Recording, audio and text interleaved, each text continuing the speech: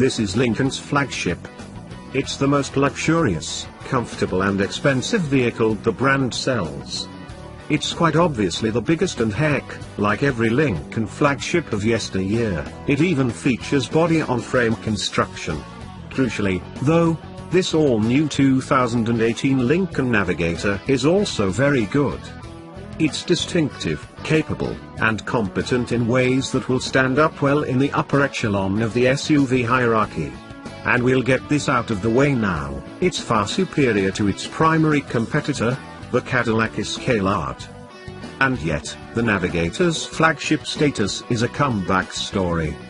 It wasn't too long ago that it was a black sheep confined to the distant back row of Lincoln family promotional photos, along with the town car and a ficus added for decoration. It was never given one of the newfangled MK names, and its V8-powered, truck-based status made it a thirsty dinosaur at a time of rising gas prices and an increasing number of crossovers. Livery services bought them in black-painted droves, but it was otherwise forgotten even as a substantive refresh for 2015 arguably made it a better, more practical bet than its caddy nemesis. Like its predecessor, and indeed every Navigator since the second generation dawned for 2007. The third generation 2018 model features an independent rear suspension rather than the live axle in GM's SUVs. First and foremost, this reaps benefits for those sitting in the third row. Full-sized adults enjoy an abundance of room back there on par, or perhaps even better, than a minivan. There's a USB port on each side, the seatback's power recline and its 3 seat belts allow for an 8-passenger max. There's even enough room behind the raised third row for creatively stacked suitcases.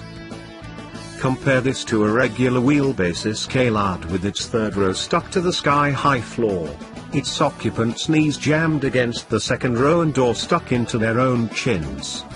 It's a wasteland back there, but to be fair, not much worse than an Infiniti QX80 or Lexus LX 570.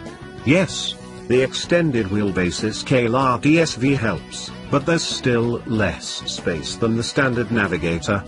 In fact, the Navigator L model offers the exact same third row, only the cargo area behind it expands.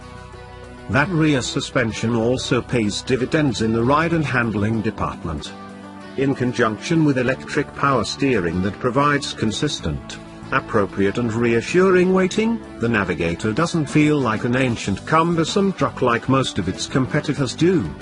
For something that weighs about 5,800 pounds, its aluminium body shaves about 200 pounds from the previous model. The 2018 Navigator was able to maintain a reasonable clip through the mountain roads south of Orange Country, California, where we got our first drive behind its leather-wrapped wheel.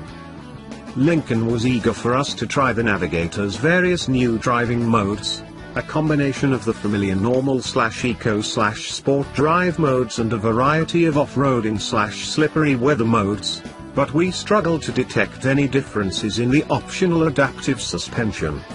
This stands in sharp contrast to the Lincoln MKC, for instance, where the differences are some of the greatest found in any car.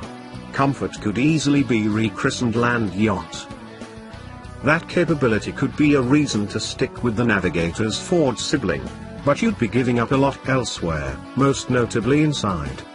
Quite simply, this is the finest interior Lincoln has created in a half-century. It delivers stylistically where the Continental anonymously faltered, boasting a distinctive design put together using elements of a higher quality than we've come to expect from Lincoln. The switchgear in particular has been elevated far above the disappointingly plasticky Continental, and the number of obvious Ford parts bin items is kept to minimum. We really only spotted the trailer brake controller from an F-150, which seems perfectly reasonable. This was the case in both the mid-grade Navigator Reserve trim we tested, $82,400, and the top-of-the-line Black Label, $96,650, though the latter certainly puts on the much better show. It features supple leather on the dash and doors, versus pleather, upgraded leather on the seat, the same 24-way perfect position seats introduced on the Continental, special decorative trim and an elevated customer service experience. You also get a choice of 3 environments, which go well beyond the usual black, grey or beige selections found in other Navigators and just about everything else out there. The white and brown chalet is unremarkable, but yacht club and destination environments make you want to dress up like Don Draper just to be seen in them. We spent our time in the environment of yacht club, featuring a classy and distinctive pale blue showcased in the Navigator concept. It evokes the mid-century modern era that Lincoln and Mr. Draper thrived in without being hopelessly retro. The subtly classy Lincoln emblem added to the passenger side dash is particularly cool, as is the white teak trim that adds a touch of modernity, as do the standard 10-inch central Sync 3 display and strikingly minimalist all-digital gauge display. Destination might be the classiest of the bunch, though, with its deep, rich red leather accented with a creme gold color in its stitching and the tiny dots in the accompanying red Kaya veneer trim. There's also a distinctive textured dash leather, which Navigator Chief Program Engineer Andrew Kinahan indicated was the greatest technical challenge his team faced in creating the Navigator cabin.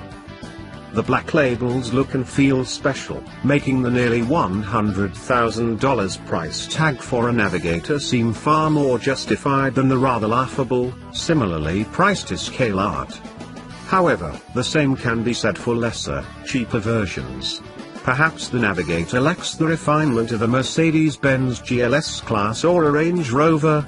There's still a bit too much noise along with the aforementioned ride, but given its space, performance, style and enormous features list, this is a Lincoln flagship that can finally compete with the big boys.